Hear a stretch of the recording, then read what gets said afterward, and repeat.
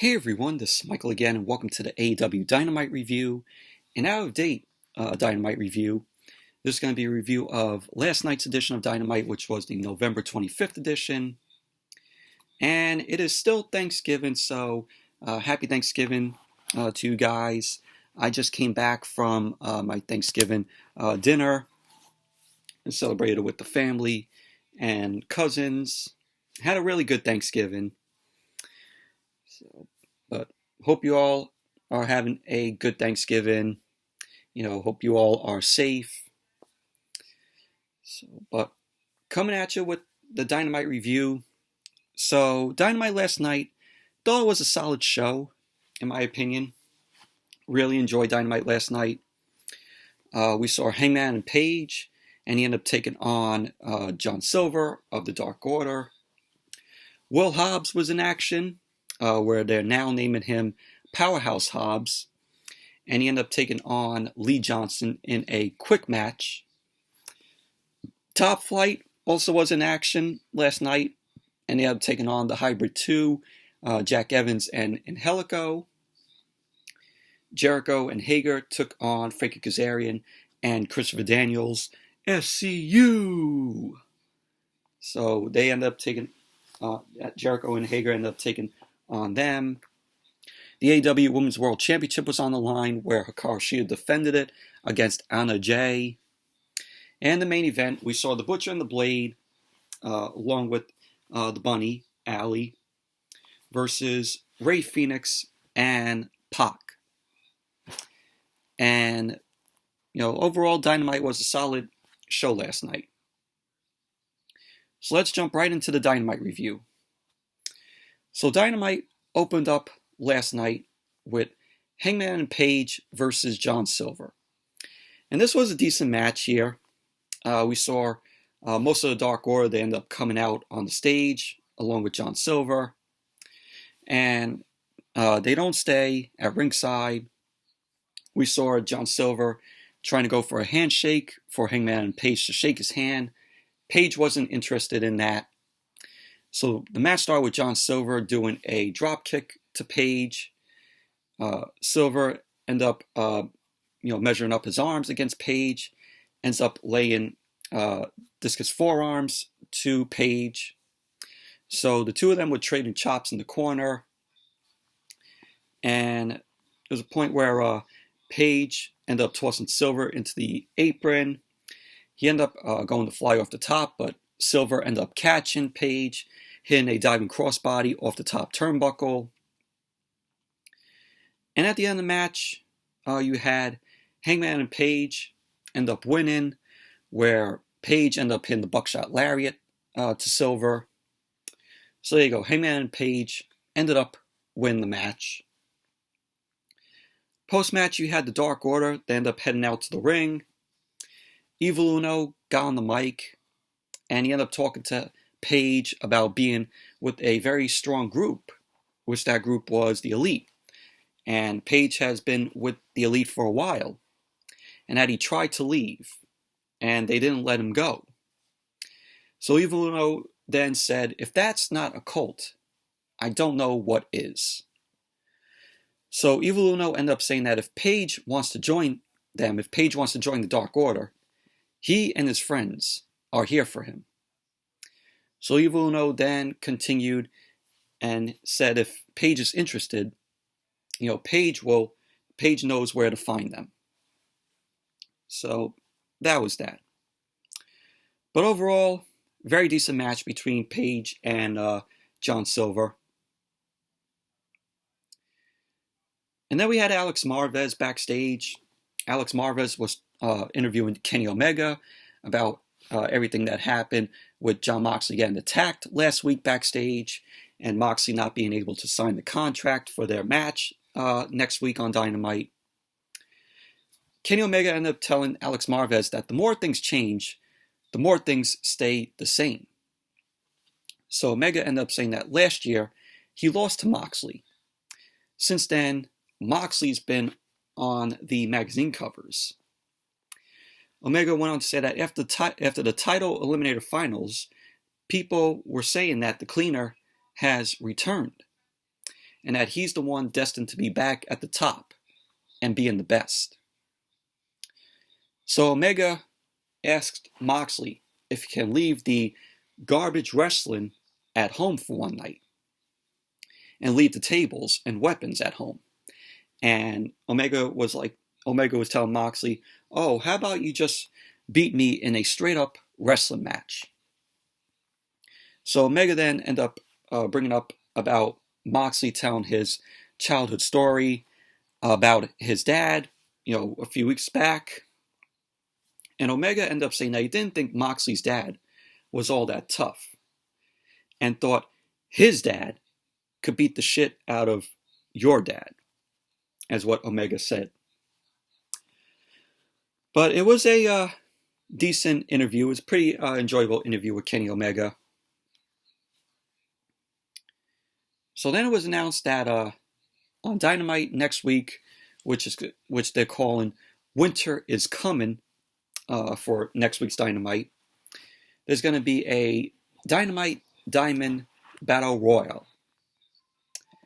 And then it was announced that it's going to be Darby Allin and Cody versus Ricky Starks and Powerhouse Hobbs. So we're going to be seeing that next week. And then we went to a Darby Allin video where we saw Darby Allin. He was trashing a car, and he spray painted on the car Taz's catchphrase, which his catchphrase was, "Survive if I let you." So that's taking jabs at Taz and also to Ricky Starks and Hobbs. So Darby Allin then ended up lighting a trail of gas, which set the car on fire. So the car was on fire. Darby Allin ended up posing with the TNT Championship, and the car was still burning behind him, which, was pretty cool. It was a pretty cool image of Darby Allin ended up holding up the TNT Championship as the car burned behind him. So, but we got that. And then it was Powerhouse Hobbs versus Lee Johnson. Very quick match. Taz was on commentary during this. And as the match started, Johnson tried to fly and take out Hobbs, but Johnson ended up landing on his feet. And he ran into a big lariat from Hobbs, which sent Johnson out to the floor. Hobbs then delivered another lariat to Johnson. Hobbs ended up telling Johnson that it's just business, as he ended up tossing Johnson into the barricade. Then we had Hobbs end up lifting Johnson and power slammed him and went for the cover, and that was that. Hobbs ended up winning. So very quick match. Well, when you look at Hobbs, when you look at Will Hobbs, the guy is championship material here. I can sense him being the one that they put with Moxley, and I think Hobbs is the one to defeat Jon Moxley for the AEW World Championship. I think I see a future with Will Hobbs being the AEW World Champion. I think he might be the next, AEW World Champion, in my opinion. Because like I said, when you look at Will Hobbs, you see a powerhouse in him. He's talented. So post-match, you had Taz getting off of commentary. He ended up heading to the ring with the FTW Championship. Taz got on the mic, and he ended up saying that Ricky Starks and Brian Cage are out celebrated. Taz ended up telling Hobbs that he should do the same thing. So Taz ended up sending Hobbs to the back so Taz can do some business. So Taz ended up saying that he's got a problem with the company, with AEW not acknowledging the FTW Championship. And Taz ended up saying that he's not going to leave the ring until someone from management tells him why they're not acknowledging the FTW Championship. So Taz's mic ends up getting cut off by someone in the back.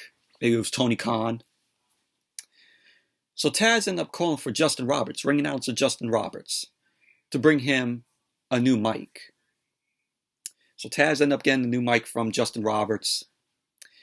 Taz ended up talking, and he tells management not to cut the mic, or he's just going to go to commentary and get a headset. So on commentary, I think it was Tony Schiavone or JR, ended up mentioning that Tony Khan has said to cut off Taz's mic and that he needs to leave the ring. Cody then ended up coming out wearing a headset. Cody was asking Taz what he's doing. So Cody ended up getting into the ring, and he wanted the show to move on. And he telling Taz that he's wasting all this time. Let's get the show going. Let's keep the show going. So Cody ended up saying that next week, him and Darby Allin will take on Ricky Starks and Hobbs. So Cody was like to Taz, is that good enough? Taz ended up telling Cody that he and Darby Allin are getting their asses whooped again. So Taz ended up saying that's not why he's out here, though, and that he wants management to put some respect on the FTW Championship. So Cody ended up telling Taz that he'll run it up the flagpole. So Taz ended up saying to Cody, what are you going to tell me next? Creative has nothing for me? So Cody got a bit pissed at that, and Cody then retaliated, and he brought up Taz's son, Hook. And there was reports that Taz's son was in training. So Cody ended up mentioning that Hook isn't training with his father Taz. Instead, he's training with Cody.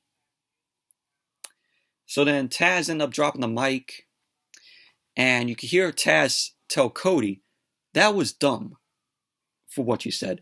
Oh, you're stupid for saying that. Then Cody was telling the cameraman to cut it.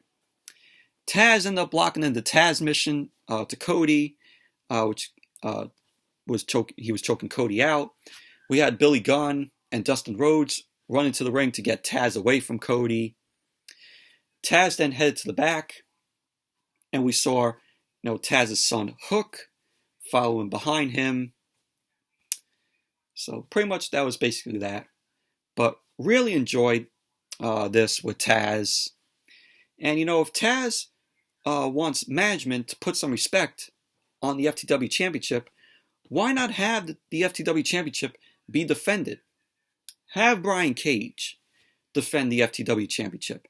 Whether it's on a random edition of Dynamite, whether it's 2 weeks, a month, or hell, even at the next pay-per-view, Revolution, which that's going to be long though, because Revolution is not until February. So why not have Brian Cage defend the FTW Championship? If the FTW Championship is defended, then it will be respected. It will be more respected. So there's your answer, Taz. Have Brian Cage defend the FTW Championship. I don't care if it's next week or a month, 2 months down the line. Just have him defend the title. And that's to AEW also. Have Brian Cage go out there and defend the FTW Championship. And then the title will get respected. So there you go. I mean, the FTW Championship was only defended once on AEW. And Brian Cage ended up retaining it. Taz was the original guy who held the FTW Championship when he was in ECW. And even then, that title was only defended once. So there you go. That's what you do. Have the FTW Championship be defended. Like I said, it doesn't have to be, next week. It could be a month, 2 months, 3 months, whenever you want to do it. So that's that. And then we went to Alex Marvez backstage. He was interviewing Eddie Kingston about the Death Triangle reforming with Penta El Zio Miedo and Rey Fenix leaving the family because they were alongside Eddie Kingston and the Butcher and the Blade. Kingston ended up saying that he's really disappointed that Penta ended up leaving, but Fenix leaving didn't surprise him at all. So he ended up telling Pac that things have changed since he was around here. He ended up saying things aren't over until he says so. So then Moxley shows up. Kingston stops talking. Kingston ended up telling Moxley that he knows it wasn't him who attacked him last week. Kingston ended up saying that he's got his own stuff going on now, and that Moxley knows who took him out. So there you go. That was that with Eddie Kingston and Jon Moxley. And then we had Top Flight versus the Hybrid 2, Jack Evans and Angelico. Top Flight, they end up making their debut on Dynamite last week, where they end up taking on the Young Bucks, which was cool. And, you know, Top Flight is made up of Darius and Dante. Even though they lost last week to the Young Bucks, you know, it was still an awesome match between them. But Darius and Angelico started off the match. They went back and forth. Darius ended up delivering a couple of arm drags on Angelico. Dante ended up tagging in, and Jack Evans came in. Jack Evans ended up taking control of the match. Dante ended up flipping away from Jack Evans and landed a roundhouse kick to Jack Evans. Dante ended up tagging in Darius. Darius ended up delivering a boot to Jack Evans' face, and then a clothesline, flying forearm, and then he did a punch to Angelico's face. And then Darius ended up going to the top and delivered a shotgun drop kick to Jack Evans.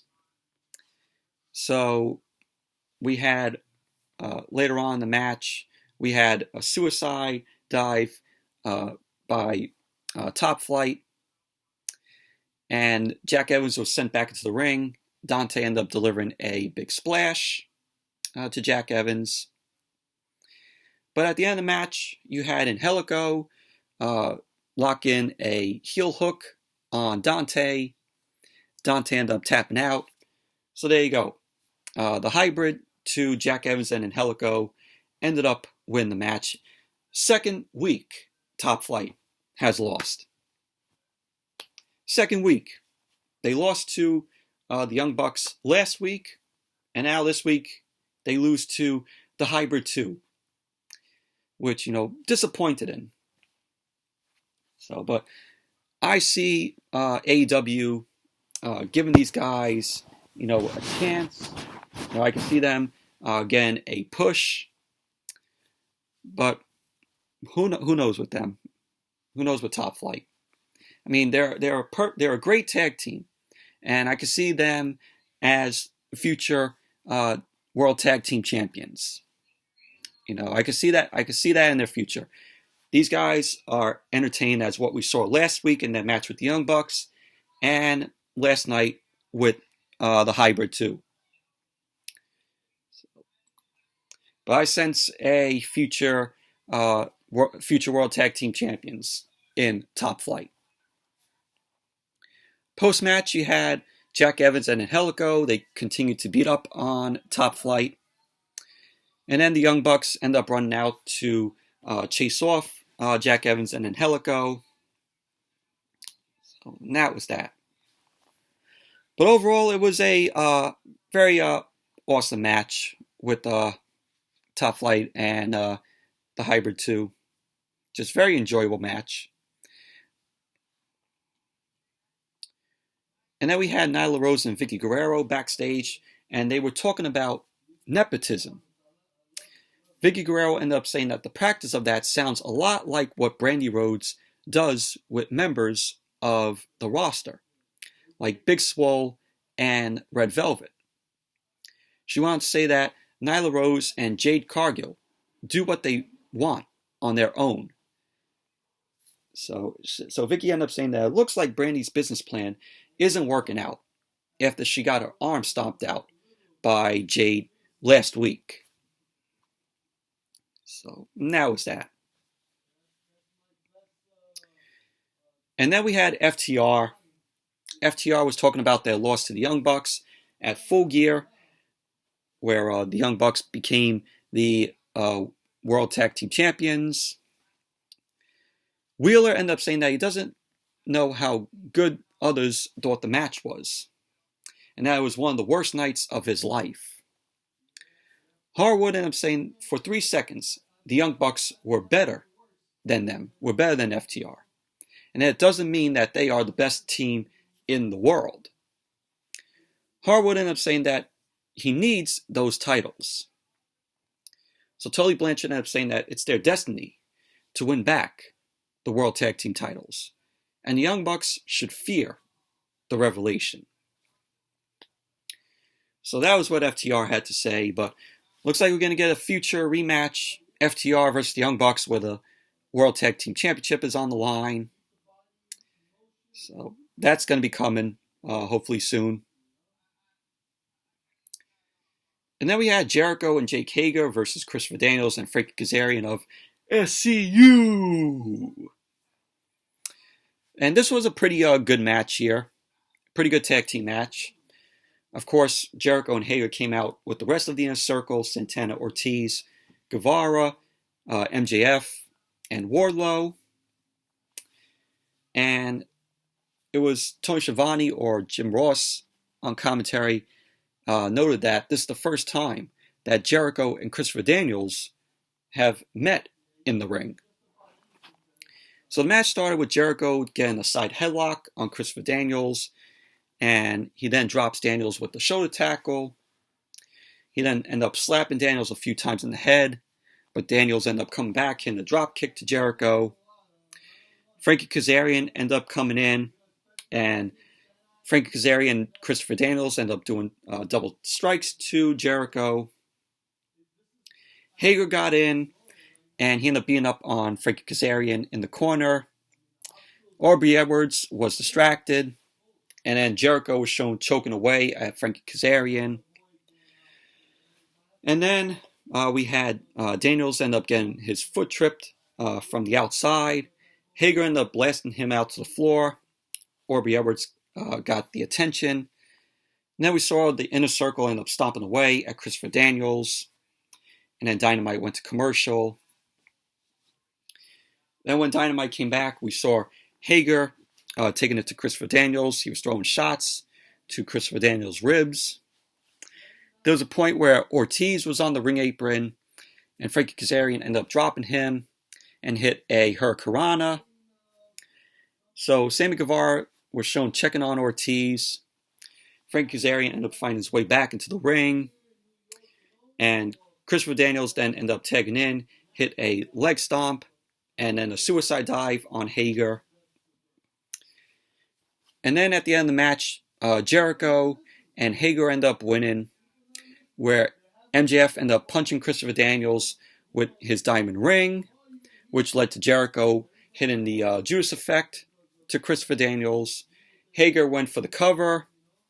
And there you go. Jericho and Hager end up winning the match. Post-match, the Inner Circle was continuing to attack Frankie Kazarian and Christopher Daniels. And MJF was looking to use his ring again. But Scorpio Sky ended up running out with a chair. And then the whole entire Inner Circle bailed out of the ring. And that was that. But it was a pretty good match between Jericho, Hager, and SCU. Very entertaining match. And then we had Kip Sabian and Miro.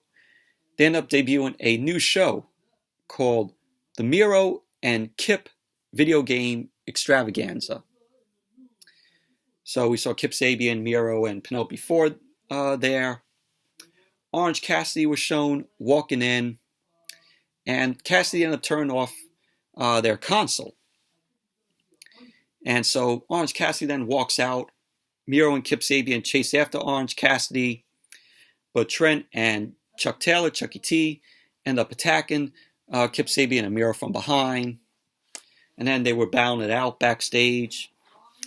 Both Chucky T and Trent end up hitting Kip Sabian back first into, I guess it was like a crate. But the funny thing about this was when Miro had the camera and he was like, "Move out of the way!" He ended up shaking the camera and going like that, but it was hilarious. It was funny. But Kip Sabian, the guy, nothing but a jobber. Miro, the guy deserves better than being with Kip Sabian. I mean, I know Miro is supposedly Kip Sabian's best man, as what they're calling Miro.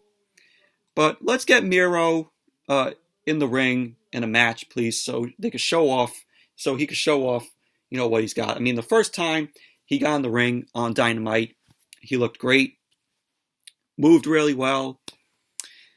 But all they're just doing is, having him with Kip Sabian playing video games. Come on. Let's get Miro in the ring again so he can show off, what he does in the ring.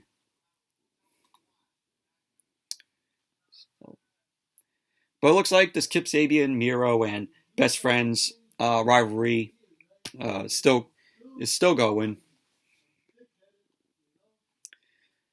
So then we had Tony Schiavone in the ring, the contract signing for Kenny Omega and Jon Moxley for their match next week on Dynamite.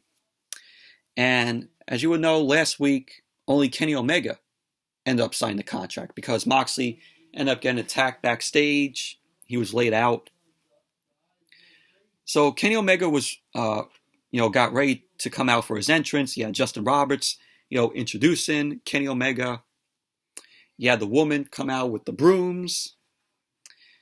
And right when Omega was getting ready to make his way out, he got attacked by Moxley from behind. Moxley ended up beating Omega all the way to the ring.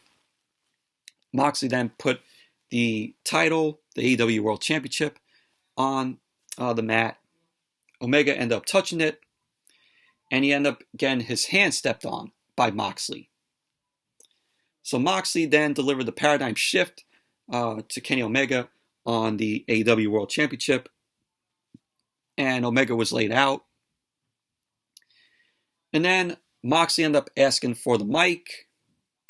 Moxley ended up saying that he doesn't know who Kenny Omega hired last week, and that he did a terrible job.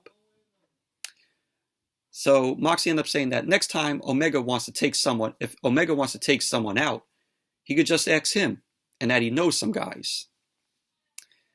Moxley ended up continuing, and he ended up saying that he thought the beef between him was squashed with Kenny Omega.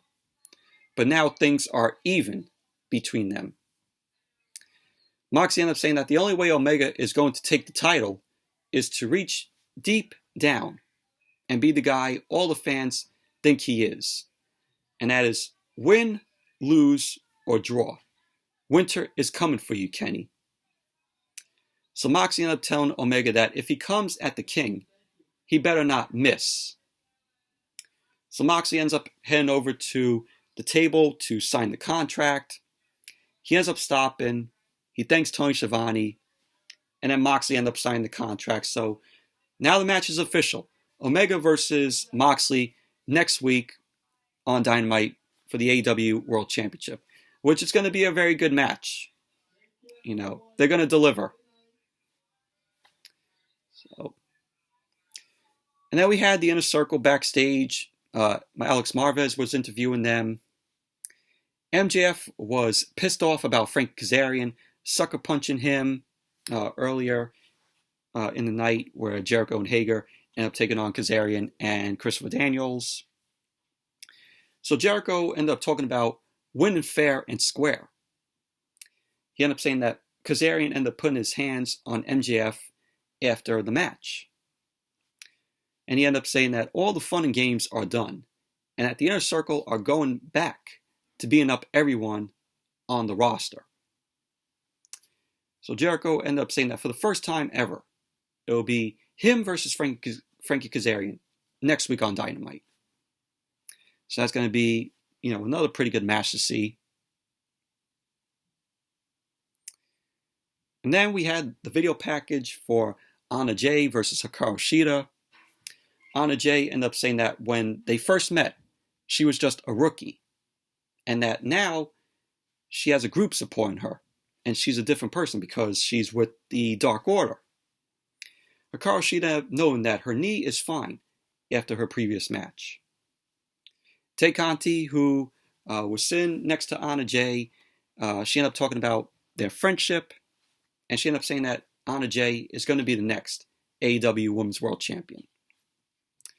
So Hikaroshida ended up telling Anna Jay to bring it. And so the match got underway. Hikaroshida versus Anna Jay, AEW Women's World Championship.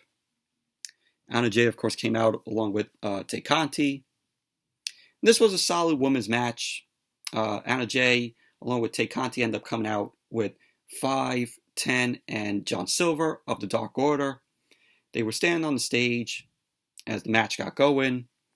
The match started off with Hikaroshida and Anna Jay shoving each other.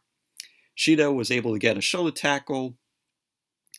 So we had Hikaroshida end up doing a tilt-a-whirl backbreaker and a running drop kick to Anna Jay. She was going for a running knee on the apron, but Anna Jay ended up blocking it, which gave Anna Jay the chance to throw Hikaroshida into the barricade. And at the end of the match, Hikaroshida ended up winning the match. Running knee to Anna Jay. So there you go. Hikaroshida ended up winning the match. Retained the AEW Women's World Championship. Post-match, Hikaroshida was on the stage.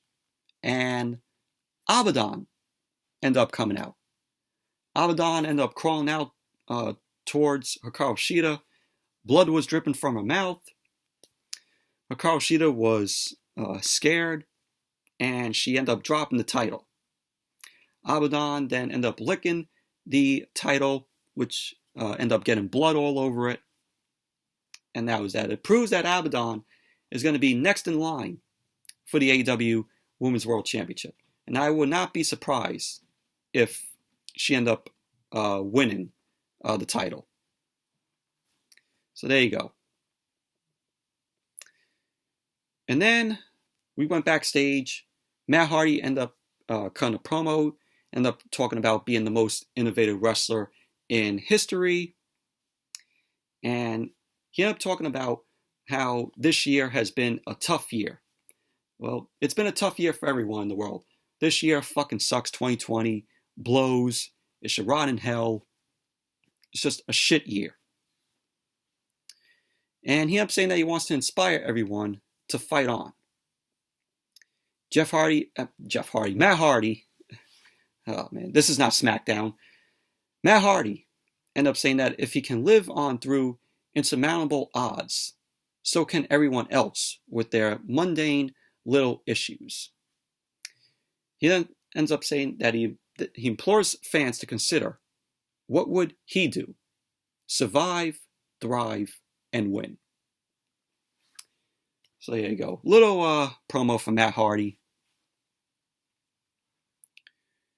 And then we went backstage. Ricky Starks, Brian Cage, and Hobbs were talking about Taz leaving. Starks ended up saying that him and Brian Cage love being in AEW, but he hates Cody, and that he thinks Cody's ego gets in the way, especially when he's mad about losing to them last week. So pretty much that was basically that. And then we went to the main event. The Butcher and the Blade, they came out along with the Bunny, aka Allie, versus Pac and Rey Fenix. Of course, they came out alongside Penta El Zero Miedo. Eddie Kingston was on commentary, which Eddie Kingston came out also along with the Butcher and the Blade. So Eddie Kingston headed to commentary, and when you get Eddie Kingston on commentary, it's going to be great with him there. He's amazing on the mic, and he does an amazing job when he's on commentary. The man is that entertaining to listen to what he has to say. So, but this was a pretty good main event. Match ended up starting with Pac and Fenix going right after the Butcher and the Blade. They both, Butcher and the Blade, end up getting sent out to the floor. Pac and Fenix end up delivering dives to them. They went back to the ring. Butcher ended up avoiding a move from Pac, and he ended up running Pac over. And they end up delivering a dropkick gut wrench slam by the Blade and the Butcher. Fenix then got into the match, worked on the Blade, went for the cover. Blade ended up kicking out at 2, and Fenix went right into a submission. Pac ended up tagging in, and he throws the Blade into the corner. And there's a point where Fenix got back in. Fenix ended up delivering a roundhouse kick to the Butcher. Fenix looked to go for a springboard cutter, but the Butcher didn't go down. And at the end of the match, you had the Butcher and the Blade end up winning, where Kingston ends up running to the ring. He ends up crotching Fenix on the top turnbuckle. Butcher and the Blade end up delivering the powerbomb cutter to Fenix. And there you go, the Butcher and the Blade ended up winning. Post-match, you had the Death Triangle. They end up getting beat up by the Butcher and the Blade and Eddie Kingston. The Bunny, a.k.a. Allie, ended up grabbing a chair. Kingston ended up taking the chair. Kingston then ended up nailing Pac with the DDT on the chair. He then delivered, Eddie Kingston then delivered another DDT to Pac on the chair. Lance Archer's music ended up hitting. He runs out to the ring. He ends up taking out the Blade. And Archer ended up getting to the ring. Of course, Archer came out along with Jake the Snake Roberts. He got into the ring. He ended up delivering a crossbody to both Eddie Kingston and the Butcher. And Dynamite went off the air with Kingston and Lance Archer jawing at each other. And that was that. So we're possibly going to be seeing Eddie Kingston versus Lance Archer, on Dynamite at some point. And I'm looking forward to that, though. Eddie Kingston, he's awesome in the ring. Lance Archer, guy's, dominant. But anyways, that's, that was Dynamite last night. Overall, solid show and very enjoyable. But anyways, that's it for my review of last night's edition of Dynamite. Thank you all for watching. Hope you all enjoyed this review. Definitely give the video a thumbs up, comment, subscribe. Once again, happy Thanksgiving to all of you out there. Hope you all, enjoyed your Thanksgiving with your families. Hope it was a good one. Hope you all made the best out of it, considering, the holidays, this year it's going to be hard, with COVID going around. So, but anyways, thank you all for watching, and I will see you all tomorrow night with the SmackDown review.